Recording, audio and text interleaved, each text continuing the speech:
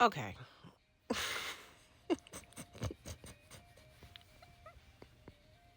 So a lot has happened, you guys. We're on episode 9 of season 3, Revelations Part 1. My God, today. So Boyd's at Parkinson's is advancing. He finally has to tell his son what's going on. He also has to figure out how he's going to move forward once he begins to deteriorate beyond an ability to lead the town. So he asks Kenny to step up. Kenny says, I mean, hey, I'm not really trying to think about that right now, but what I can do is become your deputy again. And that's fine.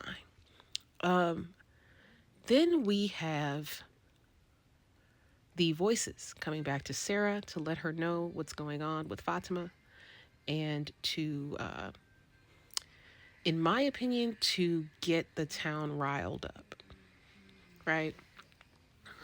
And so here's an opportunity for Boyd to sort of redeem himself and get his sort of trust back, like get the town's trust back.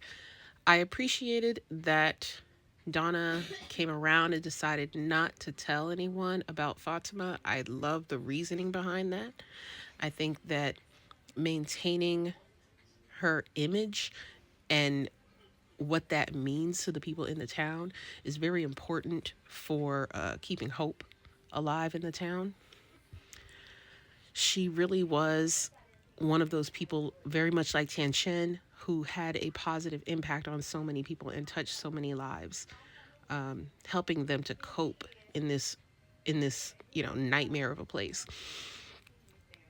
And I think that we need to kind of the town itself needs to get into the fact that this place has a very deep impact on you.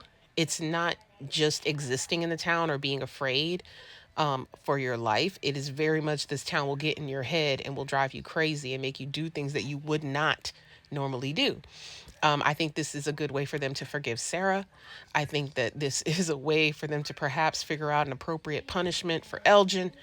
Lord have mercy, this boy. Nasty work going with Ellis to find Fatima. Nasty work. Okay, like I really, I kind of feel like out of the three people who have been impacted by the town in this similar way, he is the worst. The additional elements of lying, like he's not lying by omission here, he is actively deceiving. And I think about he and Sarah had this whole greater good mindset about what they were doing, whereas Fatima is being sort of coerced and possessed by a demon in her body, a parasite, if you will. And it's not an entity telling her to do things and manipulating her in a psychological way. It is more physical, in outside of her control in that way. So I think it's just slightly different. But like when I think about Sarah and how much more resistant she was to the violence and the manipulation and the deception and all of that, and how much it tormented her, versus Elgin just very much going okie dokie. You know what I'm saying? Like it just feels a little different. And that could really be about personality, or it could be about morals. Like I don't know. I don't know.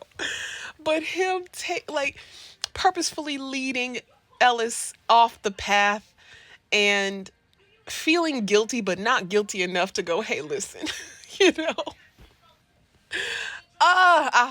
I feel like Ellis is on to him, especially after the last scene that they have with each other, where he's saying that, like he brings up the baby again.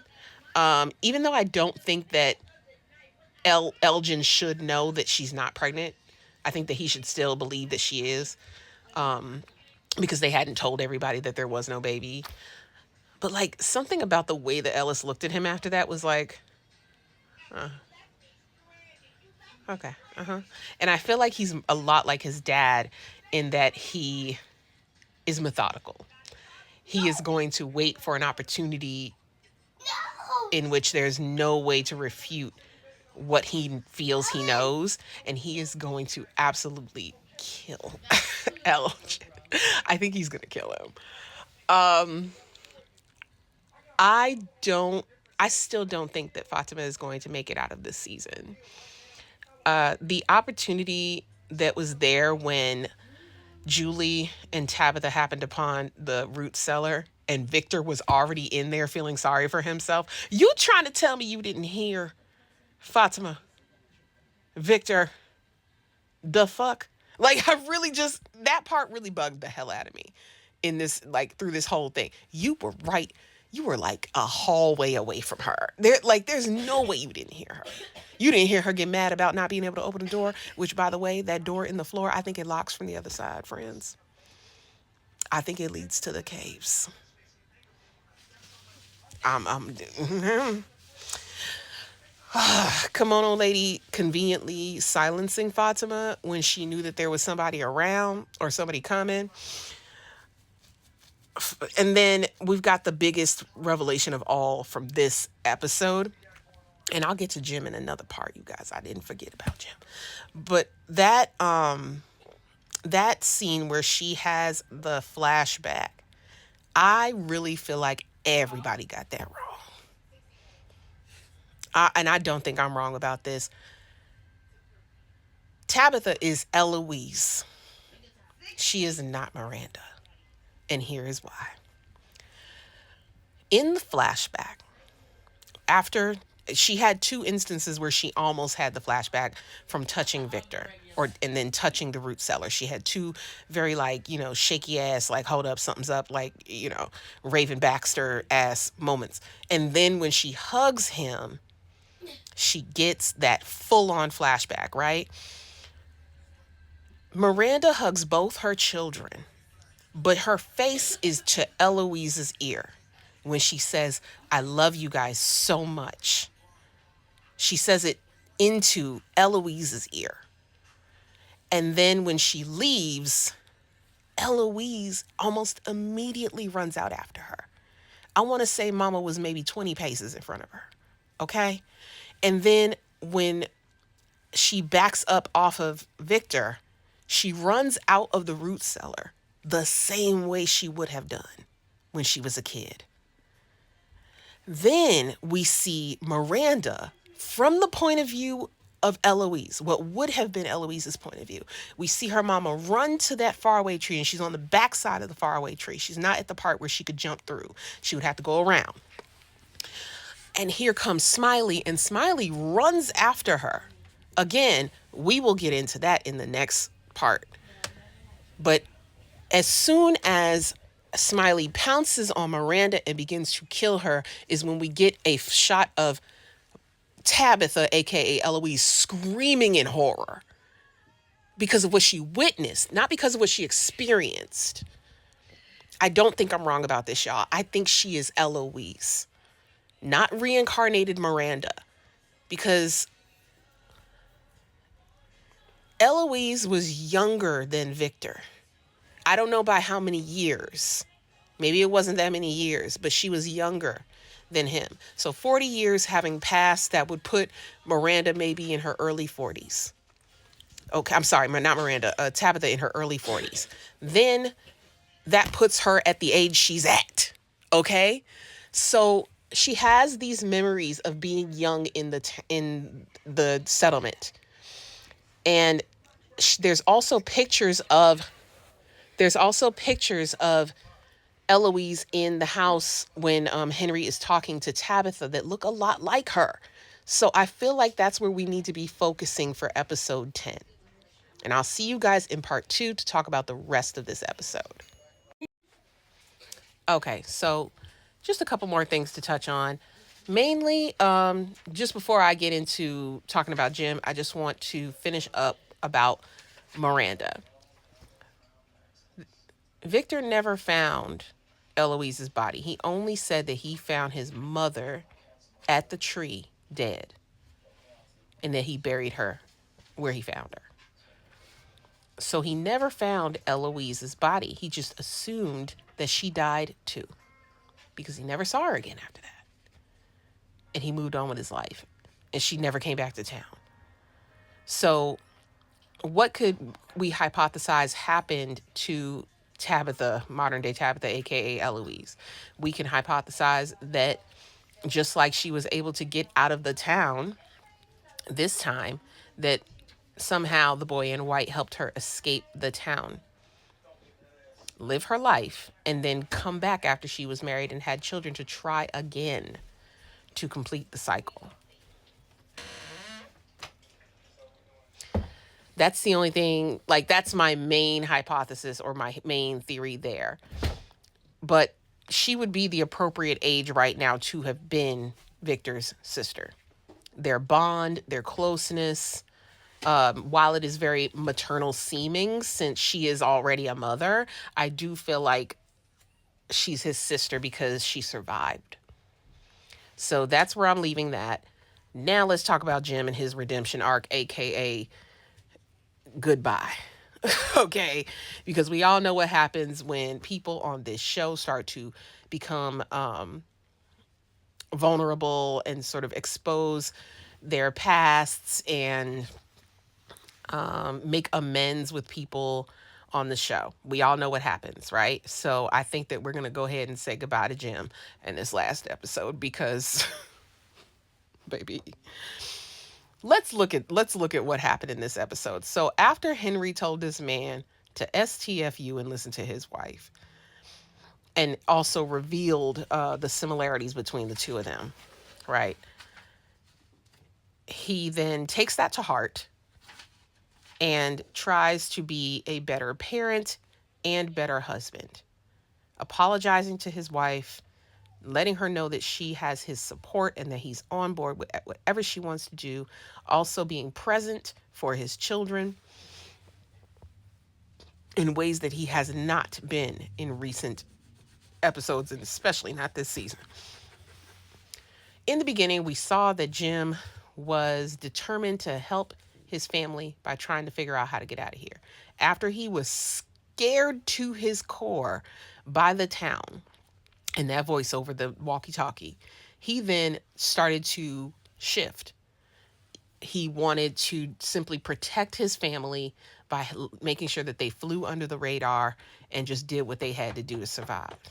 He wasn't interested in trying to get out because he was so terrified that the town knew what was going on, that they wouldn't be able to plan an escape without it being thwarted.